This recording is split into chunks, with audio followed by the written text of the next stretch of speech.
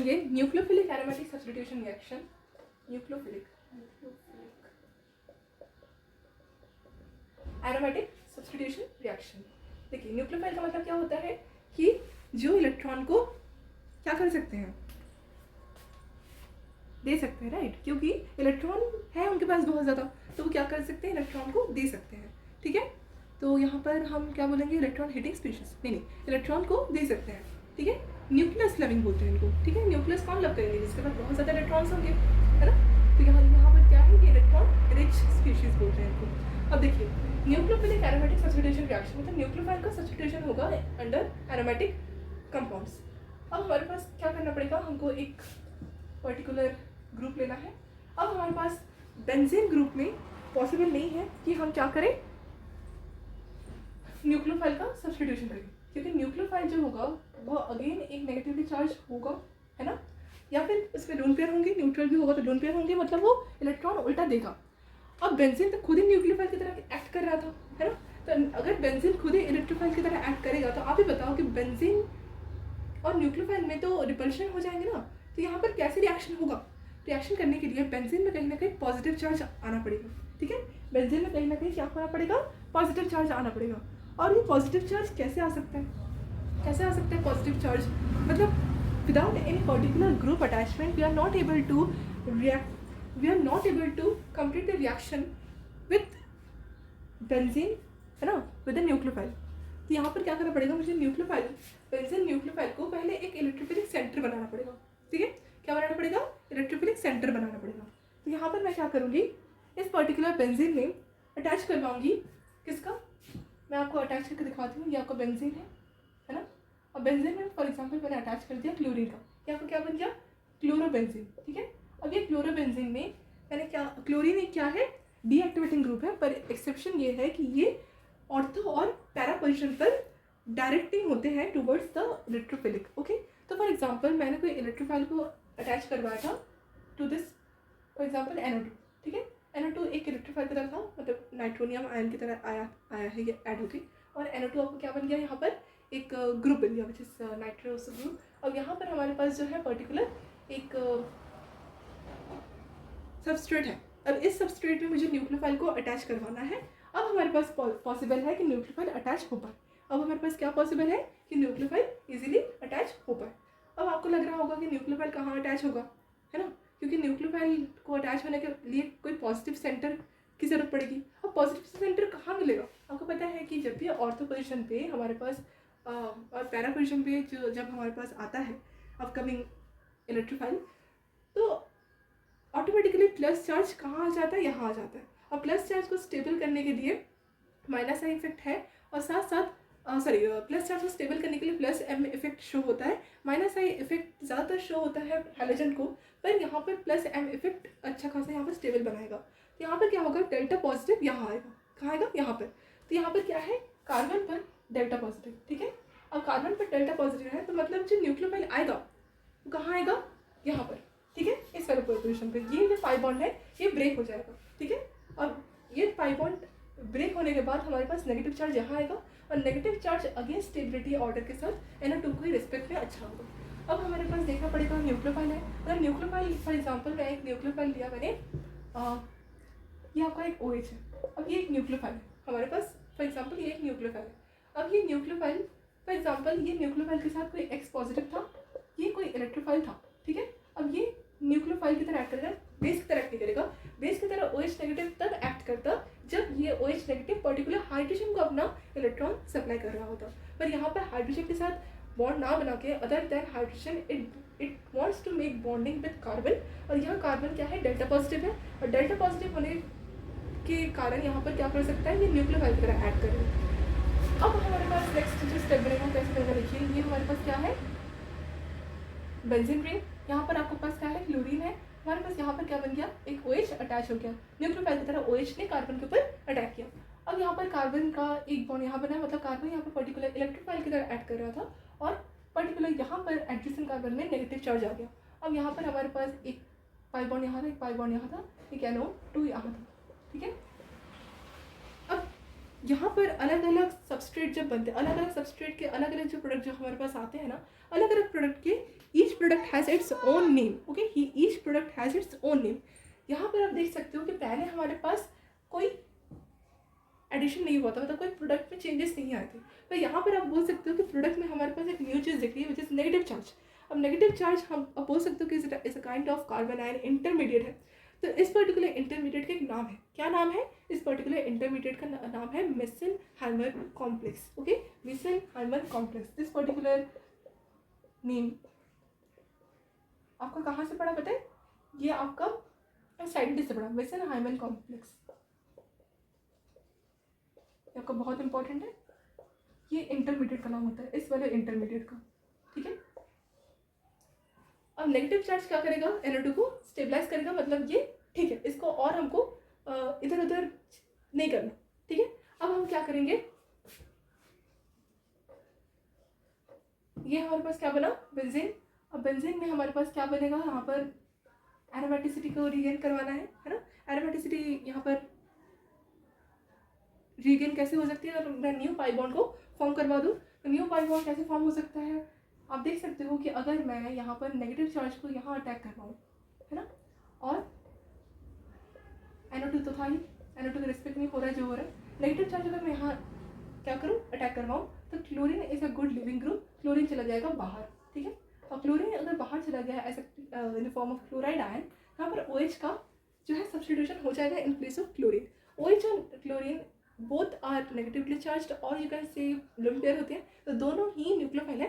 बेटा न्यूक्लियोफाइल क्या किया? OH है, और क्लोरीन एक गुड लिविंग ग्रुप था, इसलिए वो क्लोराइड के फॉर्म में बाहर चला गया।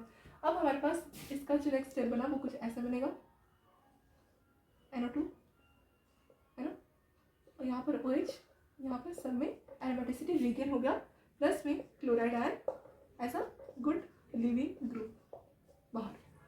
जी और जी, यहाँ तक लिख लीजिए। सर चलिए स्टूडेंट्स, हम फटाफट से सब्स्टिट्यूशन, एलिमिनेशन, एडिशन, रिएक्शन देख लेते हैं। देखिए, अब तक तो हम सब्स्टिट्यूशन रिएक्शन पढ़ते आ रहे थे एरोमेटिक कंपाउंड के अंदर। अब हमको क्या देखना है कि एलिमिनेशन रिएक्शन भी होगा, एडिशन भी होगा with in one single compound, okay, और वो एरोमेटिक ही होगा, मैं एरोमेटिक ही लेने वाली हूँ। और ये सब्स्टिट्यूशन एलिमिनेशन रिएक्शन के थ्रू हमारे पास बेंजाइन बनता है इंटरमीडिएट के थ्रू, और इसका फॉर्मेशन मेथड आप देख सकते हो एनालिन वगैरह, ठीक है। तो हमारे पास बेंजाइन इंटरमीडिएट बनेगा और एनालिन फॉर्मेशन भी बनेगा, ठीक है। सो मैं आपको बता दूं कि सब्स्टिट्यूशन रिएक्शन हम क्या कर रहे थे, इलेक्ट्रोफाइल को इलेक्ट्रोफाइल के साथ सब्स्टिट्यूट कर रहे थे, या न्यूक्लियोफाइल को इलेक्ट्रोफाइल के साथ सब्स्टिट्यूट कर रहे थे। देखिए, कभी न्यूक्लियोफाइल इलेक्ट्रोफाइल के बीच सब्स्टिट्यूशन नहीं होता, सेम नेचर के होने चाहिए, ठीक है। तो यहाँ पर सब्स्टिट्यूशन भी होगा, है ना, एलिमिनेशन भी होगा, एडिशन भी होगा। एलिमिनेशन मतलब आपका पाई बॉन्ड का फॉर्मेशन होगा, एडिशन मतलब पाई बॉन्ड को रिमूव करके न्यू एक कोई अलग नेचर का आप बोल सकते हो कि ग्रुप आएगा और अटैच होगा, ठीक है, विद इन बेंजीन। तो बेंजाइन मतलब समझ रहे हो कि ट्रिपल बॉन्ड होगा इन फ्यूचर, इंटरमीडिएट के थ्रू बनेगा। मैं आपको स्टार्टिंग में दिखाती हूँ कि कैसा होगा स्ट्रक्चर। देखिए, ये आपका बेंजीन है। बेंजीन में मैंने क्या किया, एक कार्बन लिया। ये कार्बन मैंने कौन सा कार्बन लिया? C14। मतलब C14 मतलब क्या होता है? आइसोटॉपिक कार्बन, ठीक है। मतलब C14 मतलब रेडियो एक्टिव, आइसोटॉप भी रेडियो एक्टिव होते हैं। कार्बन का वो वाला आइसोटॉप जहाँ पर कार्बन रेडियो एक्टिव है, ठीक है। मतलब यहाँ पर ना कोई AR ग्रुप वगैरह नहीं होगी। यहाँ पर क्या होगा, आपका इस वाले कार्बन पर कोई भी ग्रुप अटैच नहीं हुआ, ठीक है।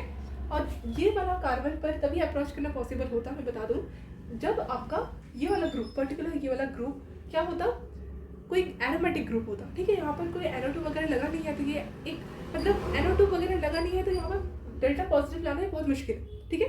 तो ये स्टार वाला जो आइसोटॉप है ये हमको मदद करेगा बेंजाइन फॉर्मेशन करने में, ठीक है। ऐसा वाला अगर हम लेंगे तो हम इन फ्यूचर मतलब क्या नहीं कर पाएंगे, इसका रिएक्शन ही नहीं कर पाएंगे, है ना। तो ये वाला हम स्टार वन लेंगे, कार्बन। ये कार्बन स्टार क्या है? C14, isotope of one carbon, ठीक है। तो स्टार्ट करते हैं पढ़ना। देखिए, इसका रिएक्शन मुझे किसके साथ करवाना है जिससे मुझे बेंजीन इंटरमीडिएट मिले। देखिए, इसका रिएक्शन मुझे करवाना पड़ेगा NH2 which is also called NaNH2, ठीक है। इसको हम बोलते हैं sodamide, sodium plus amide sodamide, ठीक है। In the presence solvent which is liquid ammonia, ठीक है। इस लिक्विड अमोनिया के प्रेजेंस में सोडामाइड रिएक्ट करेगा with this particular isotopic carbon aromatic compound, okay. अब देखिए यहाँ पर मैं क्या करूँगी कि जिससे मुझे क्या मिल जाए, बेंजाइन मिल जाए। देखिए बेंजाइन बनेगा, अब क्या बनेगा, कैसे बनेगा, with this help of reagent, okay. तो यहाँ पर क्या करना पड़ेगा मुझे, ये आइसोटॉपिक कार्बन में शक्ति नहीं है कि वो अपने अंदर क्या कर पाए, मतलब कोई पर्टिकुलर, आप बोल सकते हो कि यहाँ पर अगर कार्बन डेल्टा पॉजिटिव शो करता है ना, तो कोई नेगेटिवली चार्ज यहाँ पर आ सकता था, ठीक है, कोई न्यूक्लियोफाइल यहाँ आ सकता था, पर यहाँ पर हम न्यूक्लियोफाइल अटैच नहीं कर पाएंगे क्योंकि यहाँ पर कोई भी NO2 जैसे विड्रॉइंग ग्रुप्स नहीं लगे हैं, ठीक है। तो यहाँ पर क्या करते हैं कि आप देख सकते हो कि हर एक बेंजीन के हर एक साइड में कार्बन में क्या क्या क्या अटैच है, एक एक हाइड्रोजन अटैच है। तो वही हाइड्रोजन एब्स्ट्रैक्ट होगा, है ना, मदद करेगा हमको इन फ्यूचर बेंजाइन फॉर्मेशन में। तो क्या होगा कि सोडामाइड क्या है, सोडामाइड के पास एक पॉजिटिव साइड एक नेगेटिव साइड। अब अमाइड क्या करेगा, ये जो आपके पास क्लोरोबेंजीन है, ये जो आइसोटॉपिक कार्बन वाला क्लोरोबेंजीन, इसमें क्या करेगा, एडजेसेंट कार्बन पर एक हाइड्रोजन को करेगा एब्स्ट्रैक्ट। एब्स्ट्रैक्ट मतलब वहाँ से लेगा, इसके साथ बॉन्डिंग बनेगी NH2 के साथ, नेगेटिव है एमाइड ग्रुप। अब ये NH2 जब इसके साथ बॉन्डिंग करेगा तो ऑटोमेटिकली क्या है, H+ के थ्रू यहाँ रिलीज होगा और यहाँ पर नेगेटिव चार्ज आ जाएगा, ठीक है। ये ऐसे बॉन्ड को, इलेक्ट्रॉन्स को छोड़ के चला जाएगा बेंजीन के पास। नेक्स्ट जो इसका स्टेप बनेगा वो कुछ ऐसा दिखेगा, हमारे पास ये क्लोरीन था, यहाँ पर एक नेगेटिव चार्ज आया, यहाँ पर एक, यहाँ पर एक, यहाँ पर एक पाई बॉन्ड है, ठीक है। अब नेक्स्ट जो इसका स्टेप बनेगा, क्या करेगा, नेगेटिव चार्ज इस वाले कार्बन पर अप्रोच करेगा, है ना, और जो इस वाले बॉन्ड में पाई बॉन्ड, और जो इसका नेक्स्ट स्टेप बनेगा वो कैसे बनेगा, क्लोरीन, यहाँ पर 3 पाई बॉन्ड थे, अब क्या करेगा, आउटर में भी एक पाई बॉन्ड का न्यू फॉर्मेशन होगा। तो यहाँ पर न्यू पाई बॉन्ड का फॉर्मेशन से ये पता चल गया कि यहाँ पर एक क्या बना, इंटरमीडिएट बना, क्या बना, इंटरमीडिएट, और ये इंटरमीडिएट का नाम होता है विच इज बेंजाइन, ठीक है। बेंजीन के ऊपर 3 बॉन्ड बेंजाइन,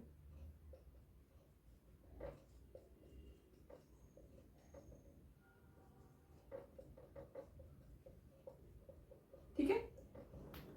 अब ये बेंजाइन में क्या होगा, हमारे पास कुछ नहीं होगा। अब इस बेंजाइन को हमको क्या करवाना पड़ेगा, रिमूव करना है। मतलब ये इंटरमीडिएट तक बन बना, पर इंटरमीडिएट्स क्या रहते हैं, बहुत ज़्यादा अनस्टेबल रहते हैं। अब ये वाला जो पर्टिकुलर बेंजाइन बना, इसके साथ में क्या करूँगी जिससे हमारे पास जो कंपाउंड है वो अगेन एरोमेटिसिटी मतलब है इसमें पर अनस्टेबल है, ठीक है।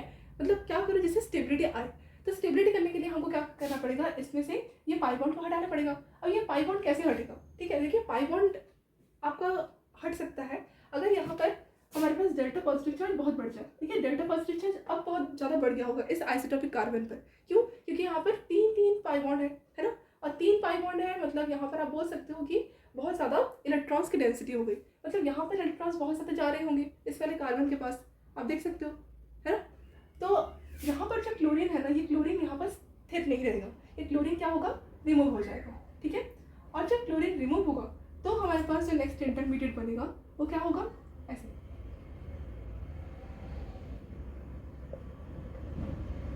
ये प्लस क्लोराइड आयन बाहर,